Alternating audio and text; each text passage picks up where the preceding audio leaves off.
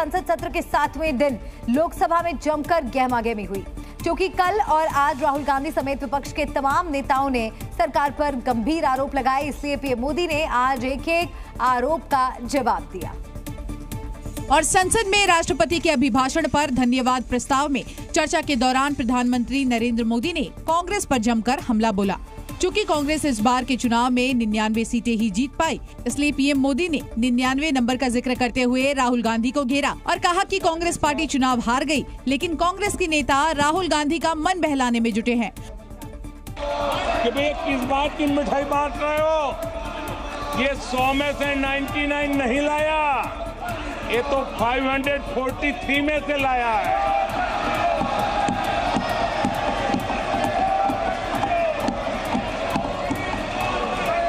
अब उस बालक बुद्धि को कौन समझाए कि तुमने फेल होने का वर्ल्ड रिकॉर्ड बना दिया है। पीएम मोदी ने कहा कि 10 साल से कांग्रेस 250 का आंकड़ा नहीं छू पाई, लेकिन ये लोग शाबाशी बांट रहे हैं। कांग्रेस के इतिहास में ये तीसरी सबसे बड़ी हार है, तीसरा सबसे खराब प्रदर्शन है। और कल राहुल गांधी ने अपने भाषण में असली और हिंसक हिंदू का जिक्र किया था, मुद्दा उठाया था और हिंदुओं को हिंसक बताकर बीजेपी और आरएसएस को घेरा था। इसीलिए पीएम मोदी ने राहुल गांधी के कल वाले बयान पर भी जवाब दिया। और पीएम मोदी देश की बहुसंख्यक आबादी को हिंसक बोले जाने पर और ज्यादा भड़क गए। उन्होंने दो टूक कहा कि राहुल गांधी हिंदुओं का इस तरह अपमान नहीं कर सकते। कहा गया हिंदू हिंसक होते हैं? ये है आपके संस्कार, ये है आपका चरित्र, ये है आपकी सोच, ये है आपकी नफरत इस देश के हिंदुओं के साथ ये करने में। चूंकि कल संसद में राहुल गांधी अपने साथ भगवान शिव की फोटो भी लेकर आए थे और उन्होंने भगवान शिव की अभय मुद्रा वाली तस्वीर संसद में दिखाई थी और उन्हें अहिंसा का प्रतीक बताकर अभय मुद्रा की तुलना कांग्रेस के चुनाव निशान हाथ के पंजे से की थी और कहा कि कांग्रेस का मंत्र भी अहिंसा और भाईचारा है। लिहाजा पीएम मोदी ने राहुल के उस बयान का भी जवाब दिया।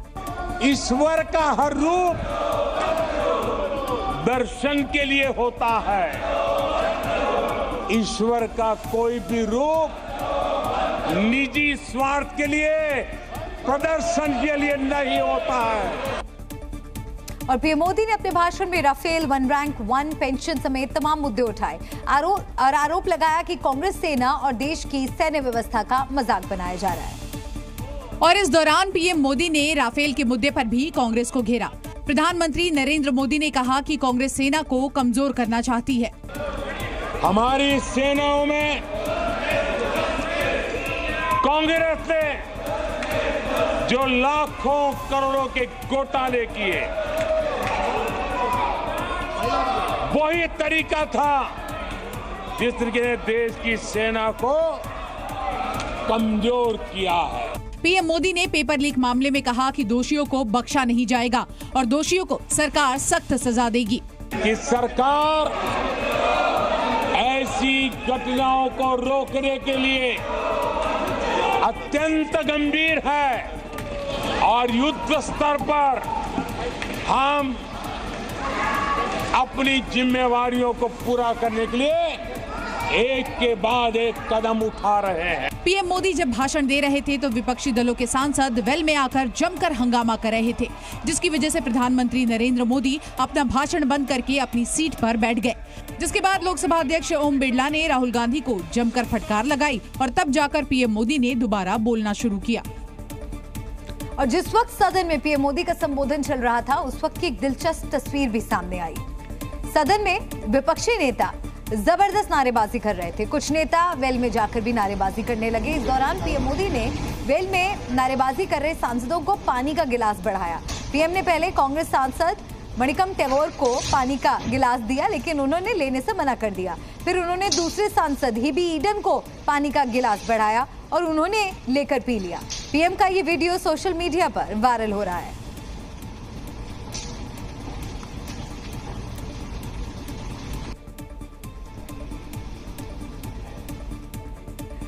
लोकसभा में राष्ट्रपति के अभिभाषण पर चर्चा के दौरान अखिलेश यादव ने अयोध्या का जिक्र किया और बीजेपी की दुखती रग पर हाथ रख दिया। अखिलेश यादव ने संसद में रामचरितमानस की एक चौपाई सुनाई और बीजेपी को चौतरफा घेरा। चूंकि इस लोकसभा चुनाव में बीजेपी फैजाबाद सीट भी हार गई, इसलिए अखिलेश यादव ने रामचरितमानस की चौपाई गाकर बीजेपी की दुखती रग पर हाथ रखा और तंज कसा। अध्यक्ष महोदय, होई वही जो राम रचि राखा, ये है उसका फैसला जिसकी लाठी में नहीं होती आवाज। जो करते थे किसी को लाने का दावा, वो हैं खुद किसी के सहारे के लाचार। इसके बाद अखिलेश यादव ने एक शायरी भी सुनाई। अयोध्या में बीजेपी को मिली हार को भगवान राम का पैगाम बताया। हजूरे आला आज तक खामोश बैठे इसी गम में, हजूरे आला आज तक खामोश बैठे हैं इसी गम में, महफिल लूट ले गया कोई जबकि सजाई हमने।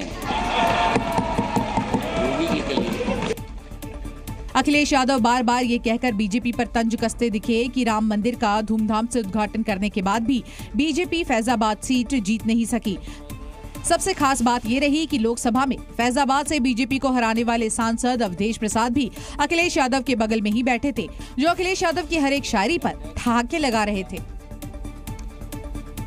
वहीं लोकसभा में भाषण देते हुए अखिलेश यादव ने ईवीएम के तार भी छेड़ दिए। अखिलेश यादव ने साफ तौर पर कहा कि ईवीएम पर उन्हें ना कल भरोसा था, ना आज भरोसा है और ना आगे कभी भरोसा होगा।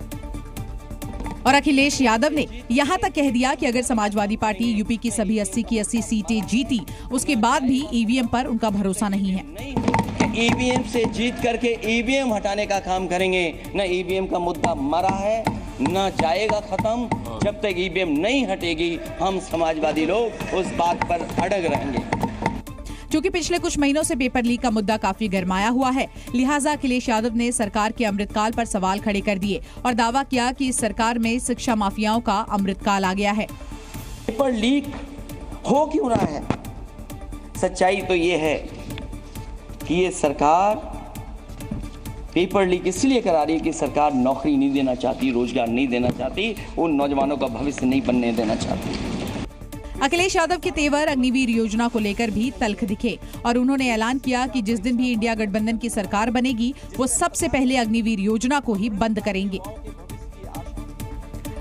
और अयोध्या से समाजवादी पार्टी के सांसद अवधेश प्रसाद ने भी बीजेपी पर निशाना साधा। अवधेश प्रसाद ने आरोप लगाया कि सरकार ने अयोध्या में करोड़ों रुपए खर्च किए, लेकिन अयोध्या की गलियों में कीचड़ भरा है। उन्होंने कहा कि सड़कें बदहाल हैं और राम मंदिर के रास्तों में गंदगी ही गंदगी है। सबसे दुखद पहलू है मनोहर, सबसे दुखद पहलू है कि स्टेशन से आकर के केवल हिंदुस्तान का ही नहीं, दुनिया के न जाने कितने लोग प्रभु राम श्री राम के मंदिर का दर्शन करने के लिए जाते हैं। 1 किलोमीटर की सड़क है, इतनी गंदगी है कि लगता है सारी दुनिया की गंदगी अयोध्या में आ गई है। लोकसभा में प्रधानमंत्री नरेंद्र मोदी ने विपक्ष के एक आरोपों का जवाब दिया, तो वहीं राज्यसभा में सभापति जगदीप धनखड़ ने मल्लिकार्जुन खड़गे को खूब फटकार लगाई। और ये नोकझोंक कांग्रेस सांसद प्रमोद तिवारी के भाषण के दौरान हुई। दरअसल सभापति जगदीप धनखड़ ने चर्चा के दौरान जयराम ठाकुर को प्रतिभाशाली बता दिया और कहा कि उन्हें नेता विपक्ष मल्लिकार्जुन खड़गे की जगह लेनी चाहिए और इसी बात से खड़गे नाराज हो गए। Don't bring that Varna still in your mind that Varna system is there. That's why you are calling Ramesh is a very intelligent, very that, and I am dull, so that No. जिसके बाद खड़गे की आपत्ति पर सभापति जगदीप सिंह धनखड़ ने सफाई भी दी और कहा कि मैं आपका आदर करता हूं। आप मेरी बात को नहीं समझ पाए। जितना मैं आपका आदर करता हूं, उसका एक अंश भी आप मेरे लिए करेंगे दिल को टटोल कर, तो आपको महसूस होगा मैंने कहा क्या है। लेकिन मल्लिकार्जुन खड़गे का गुस्सा ठंडा नहीं हुआ और उन्होंने यहाँ तक कह दिया कि वो जयराम रमेश की कृपा से नेता विपक्ष नहीं है। मेरे को बनाने वाले यहाँ बैठे हैं, श्रीमती सोनिया गांधी जी। ना रमेश बना सकता है, ना आप बना सकते हैं, जनता ने मुझे बनाया। जी, चूंकि मल्लिकार्जुन खड़गे लगातार आक्रामक हो रहे थे, उनके इस व्यवहार से सभापति जगदीप धनखड़ बुरी तरह भड़क गए और उन्होंने खड़गे को मर्यादा में रहकर बोलने की नसीहत दे डाली। लोकसभा में नेता विपक्ष राहुल गांधी के दिए बयान के कुछ हिस्से को सदन की कार्रवाई से हटा दिया गया, जिस पर राहुल गांधी और कांग्रेस नेताओं ने आपत्ति जताई और भाषण के हटाए हिस्से को बहाल करने की मांग की। लोकसभा में नेता विपक्ष राहुल गांधी ने सोमवार को अपने संबोधन के दौरान कई विवादित शब्दों का जिक्र किया था और कई नेताओं, मंत्रियों और उद्योगपति के बारे में निजी टिप्पणियां की थीं। लोकसभा स्पीकर ओम बिरला ने राहुल की टिप्पणियों को विवादित माना और सदन की कार्यवाही से हटाने के आदेश दिए। लोकसभा की कार्यवाही से कुछ अंश हटाए गए, पर राहुल गांधी ने इस पर आपत्ति जताई। उन्होंने कहा कि वो सदन में दिए गए अपने बयान पर कायम हैं। दुनिया में सच्चाई एक्सपंज हो सकती है, मगर रियलिटी में सच्चाई एक्सपंज हो सकती है। जो मैंने कहा था, जो मैंने कहना था, मैंने कह दिया। वो सच्चाई है लेंस के ऊपर रख और एक्सपंज करें, जितना करना है करें। सच्चाई होती है। लोकसभा में सोमवार को दिए अपने भाषण को लेकर राहुल गांधी ने लोकसभा अध्यक्ष ओम बिरला को चिट्ठी भी लिखी है, जिसमें उनके भाषण के हटाए हिस्से को बहाल करने की मांग की गई है। जी न्यूज़।